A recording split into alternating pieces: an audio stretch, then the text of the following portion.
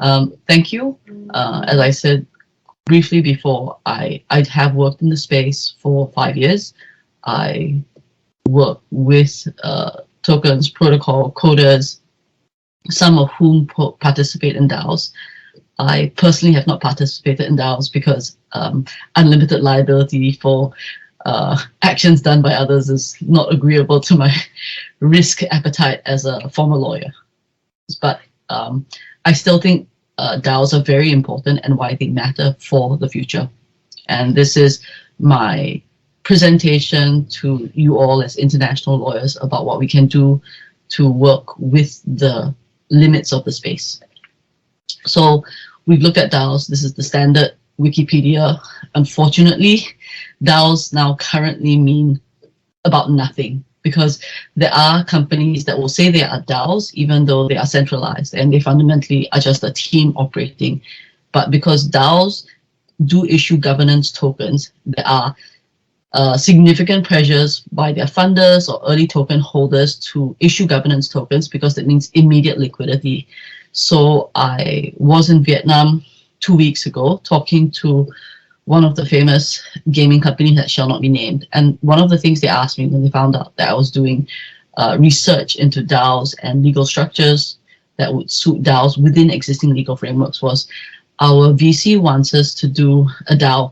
Is this a good idea? And my answer would be, please get a legal structure. The issue with many of these DAOs, and as the previous academics have pointed out, is that there are significant challenges when DAOs do not, they go maverick. So it's not that no laws apply to them, or some of them do genuinely believe that code is law. It's not that no laws apply to them, it's just that all laws apply to them, they don't know which. And then you have a very juicy situation where the litigation and the trial lawyers make money arguing which jurisdictions do apply. And that can be the case when there's significant treasuries in excess of 50 million at stake. So let's move back to the proto-DAO, how the hack happened. And the first DAO was a smart contract for tokens to buy other tokens. It was essentially an investment collective. There were significant smart contract vulnerabilities. The tokens were stolen. The entire Ethereum blockchain was rolled back to ignore the hack. The value of the tokens went to zero because there was no confidence in the management team or the people with signatory rights to actually carry it out. So that is a risk with DAOs. There's a chance that it could go to zero. And then there are broad categories of DAOs. This has been briefly covered, but I will be going deeper into detail with them. I do have friends working in some of the DAOs. I do have people who are advising some of the DAOs. I have talked to some of the founders and people who allocate funds at BitDAO and even Raid Guild.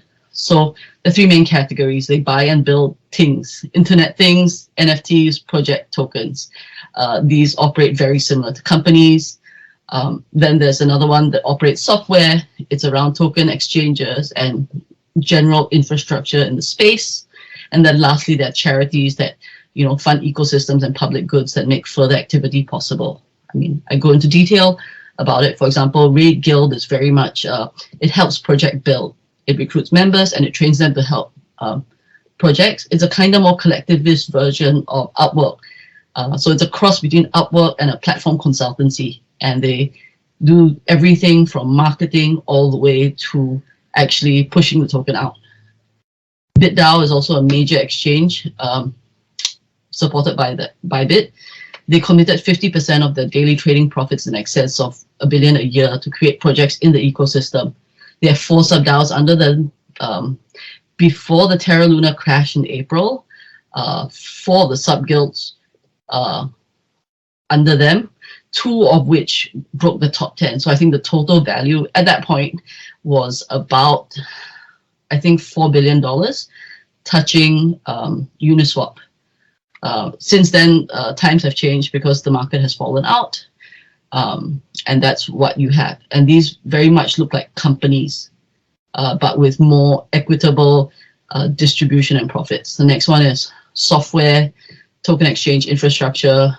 These are basically, I wouldn't say they function like bonds, but they do function like yield-bearing instruments. If you take the fees on them and you keep going.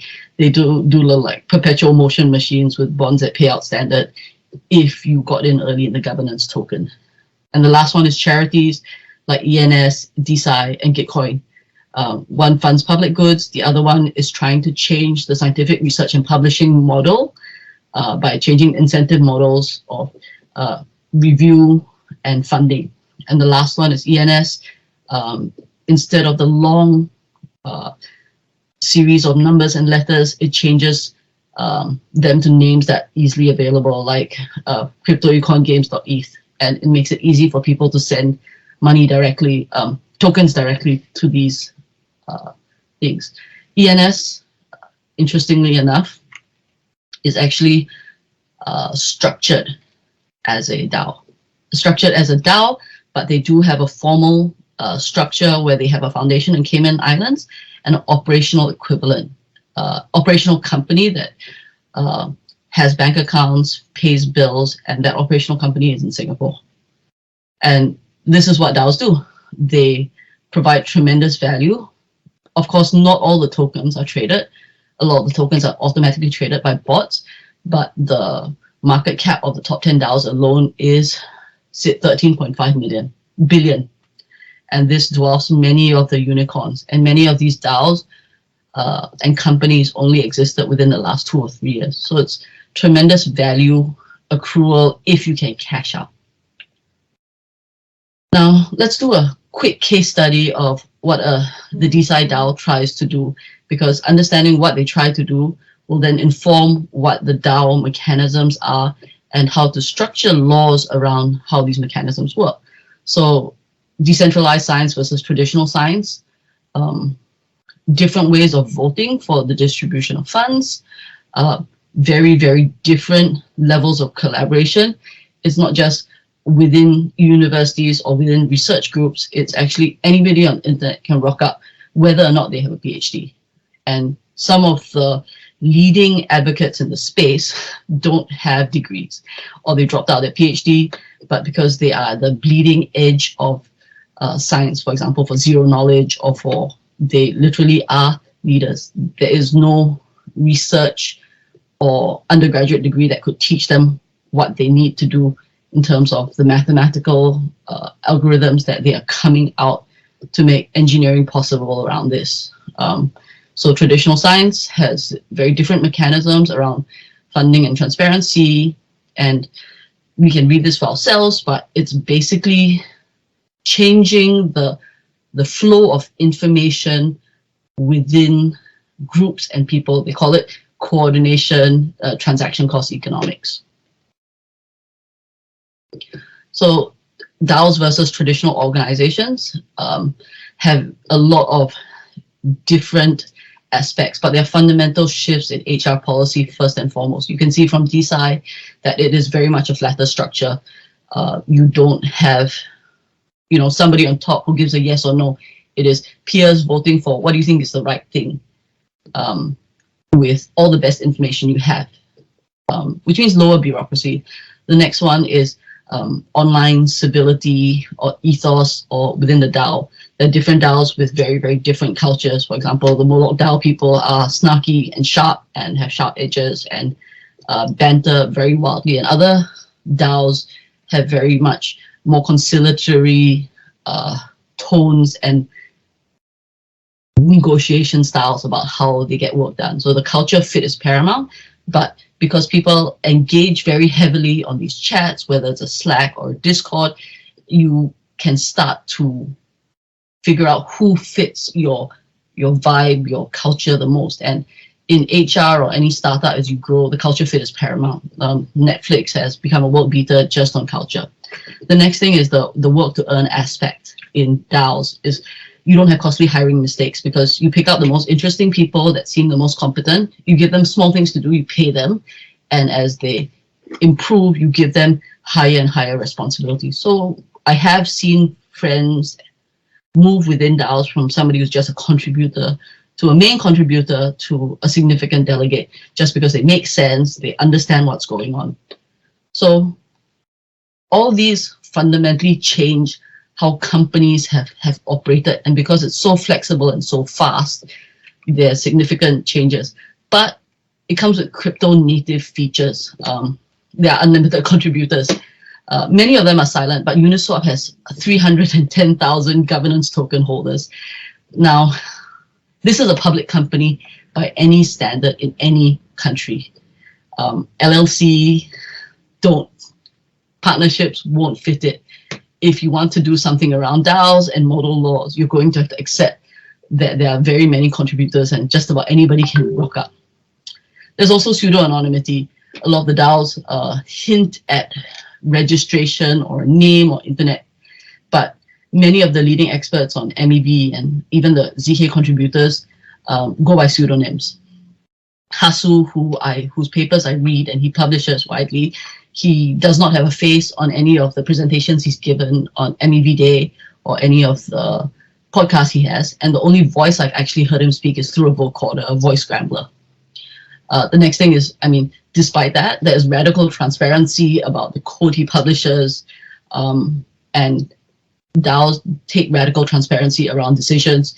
They discuss everything online. There are temperature checks and screenshots. But this is also a fiction because there is a lot of negotiation and horse trading that goes on behind the scenes. People have extensive negotiations and Zoom calls on Telegram to decide how they're going to coordinate. But it looks like it's still done. It's not very different from a board meeting. It's just that the board meeting now happens in full view of the internet at large, even your competitors. And then there is politely fool around and find out experimentation. I have a far more euphemistic term that I use on Twitter regularly.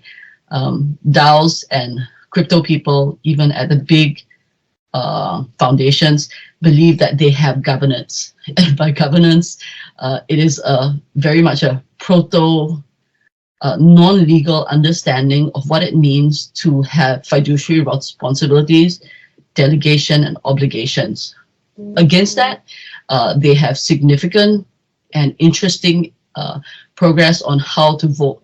Most company laws currently go on quorum and just simple majority or people that count. But this voting experimentation allows by weight.